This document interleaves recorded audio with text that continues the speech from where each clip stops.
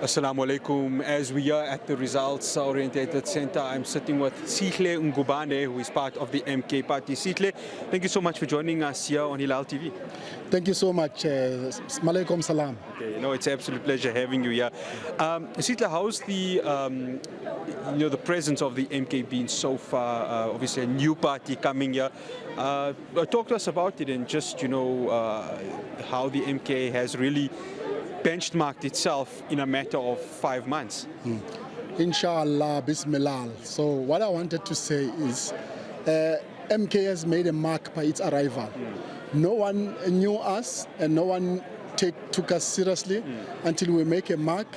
And then, boom, we were present since the 16th December by the announcement by the President Zuma. We've arrived.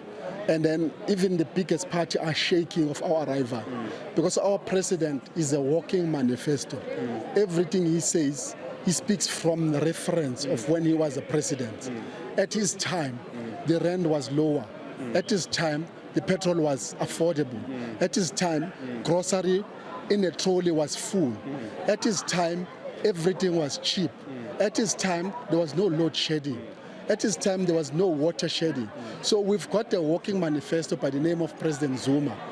All what they were trying to fight him against because he wanted land redistribution without compensation. And he wanted to nationalize the Reserve Bank. And he wanted to bring economy from the first class to the middle class and the lower class strata. That's what Jacob Zuma is about. So he wants that. MK is for the poor. MK is a party for the Afrikaners and the Indians and the Khoisan of this country, the original owners of the land.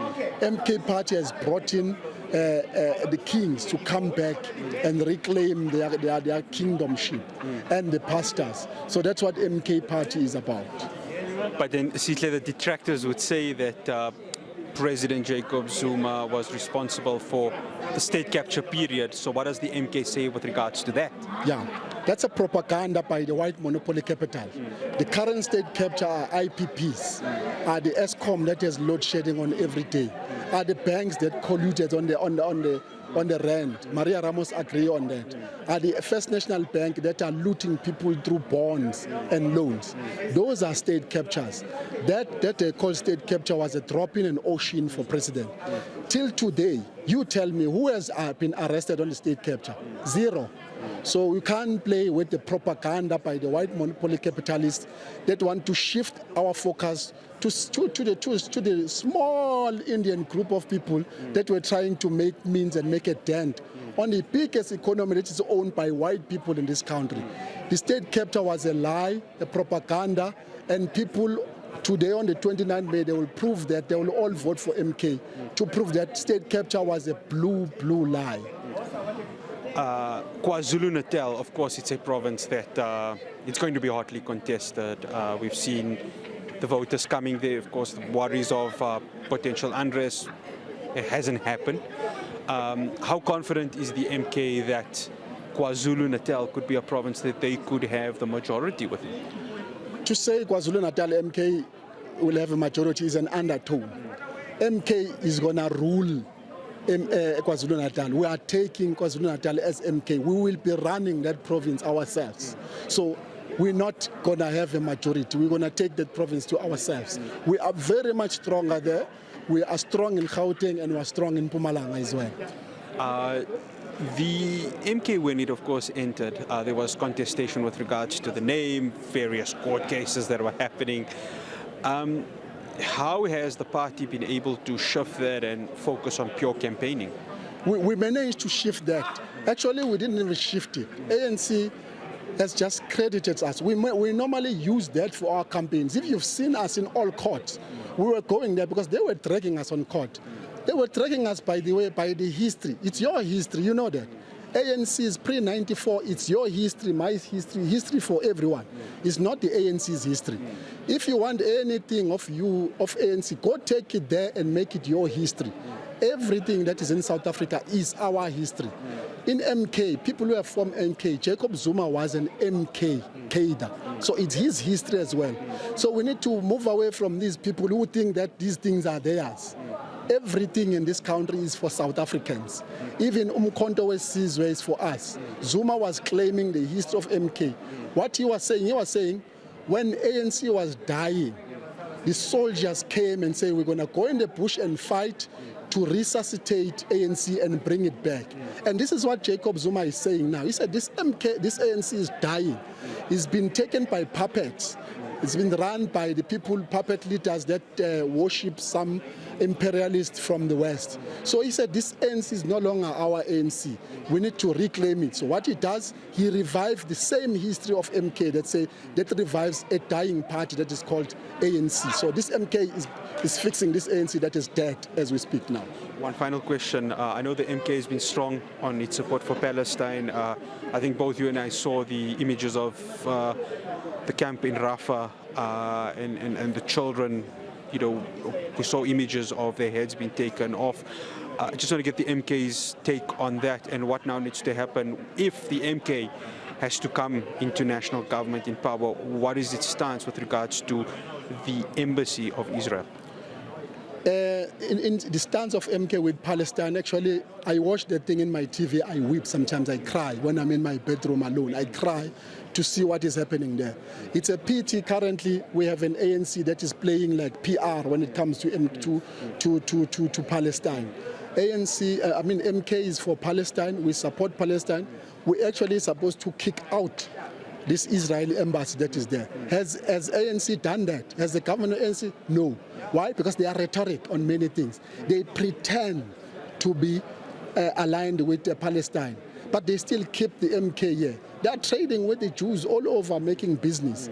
So MK is not a rhetoric party. It's a straightforward, simple party. In MK, a spade is a spade. We do not support Israel because of the ambush and the killing of the little kids in Palestine. MK support Palestine 110%. Sihle, thank you so much, and I'm sure we'll be speaking to the MK party, and hopefully we'll be able to speak to your leader, President Jacob Zuma. Thank you so much. Thank you very much. Thank you very much to the Hilaal listenership. Thank you. I appreciate it. Okay. Thanks. I'm still here at the IEC ROC Center, and I'm joined by Gugu Mdima from Rise Mzansi. Gugu, thank you so much for joining us here on Hilaal TV. Hi, how are you? Good, thanks, and yourself. Gugu, talk to us about how's the voting been so far for Rise Mzansi. Of course, you guys went all out in your campaigning to really try and get quite a large message. Yeah. Look, we went out until the very last day. You know, people are saying it's late, but given the fact that we've got so many undecided voters, that was an opportunity for us. But more importantly, we ensured that there was a call out to young people to come out in their numbers who are the first-time voters. We've seen quite a lot of them in queues. We were just in Braamfontein recently, and they've come out in their numbers. So we're quite optimistic about the turnout this year. I think it's going to be better than the last elections. And just South Africans taking that responsibility to say, if you want to be part of the change, make sure that you go out and vote. So clearly there's a lot who need new leaders here. Gugu, I know you guys have that tag, we need new leaders. What is the leadership status within our country right now? Look, just the current state indicates the current state of leadership. We believe these are people who don't have any plan towards the future, but also resolving some of the basics. Things have gone wrong. People are quite despondent about the current economic state, but also corruption, which has played a pivotal role in the current state of the economy and just how people have become despondent and the trust deficit with politicians. So you can see that there's a leadership vacuum. We need leaders who have foresight about the next 30 years, but more importantly, who will take their patriotic duty and responsibility towards building South Africa very seriously. There's been a number of new parties. How has Rise Mzansi stood out from the rest? All right. Firstly, what we pride ourselves in is that we've become an organic structure. So it's not a breakaway faction. There's no political personality that is associated with Rise Mzansi. So for the fact that we're only a year old but have been able to be on the ballot, been able to contest all provinces and have three candidates, premier candidates in three major provinces is quite positive and constructive for us. So that gives us hope. And it's also important in legitimizing the organization. But what we importantly want to say is that any South African who wants to be part of an organization that is a credible political alternative should join Rise Mzansi. credible organization. I want to talk about youth because most of your campaigning has been around getting youth. A lot of your members are youth. Of course, you've brought in a few experienced heads. So how important is the youth vote? I mean, I was obviously earlier on, the voting station. I went to tons of youth. We drove past voting stations. So how important is that youth vote right now? Look, the despondency and apathy is an indication. You can tell that they cannot resonate with the current leadership. But the important thing is that we're talking about their future. So when you speak about the next 30 years, it's actually the young people who are frustrated today. So, we need to take full responsibility, and young people should be at the forefront. And what we pride ourselves with Rise Mzansi is that there's a lot of young people, even under 40-year-old leadership in the National Leadership Collective. So it's important for them to be an integral part of the solution, but have their voice expressed and heard, not just in the confines of accessorial politics, but strategic decision making is very important. Gugu, if I were to ask, the realistic ambitions of Rise Mzansi, I mean, I asked this to Songezo when he came through to our studios. I mean, what is it that you are looking for? Let's start provincial, especially in Gauteng, where there's quite a large footprint, and of course, looking nationally. Yes, it's contested terrain, agreed, but there's an opportunity. And one thing I'll tell you is that throughout our campaign, just even as we grew, we've not had any antagonistic feedback from people. So people were willing to listen. We are going to get seats. We're not going to say how many, but we'll definitely get representation. We are hopeful with representation in KZN as well as the Western Cape. And we'll be legitimized here on this. We'll definitely be following. One final question. For the voter that still wants to go out and vote, why Rise Mzansi? There's so many new political parties. There's parties who make promises with regards to so many things. If they want to put their X next to Rise Mzansi, why should they do it?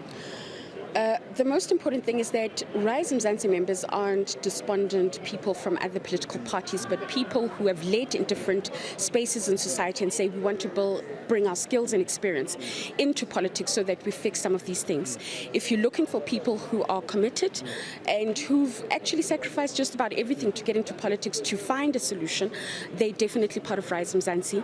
And it resonates with South Africans. So we are definitely serious about building this prosperous, safe and non-racial society, and we're definitely going to do it. But we want people to be part of it. We're not making promises, we just want to fix the basics now.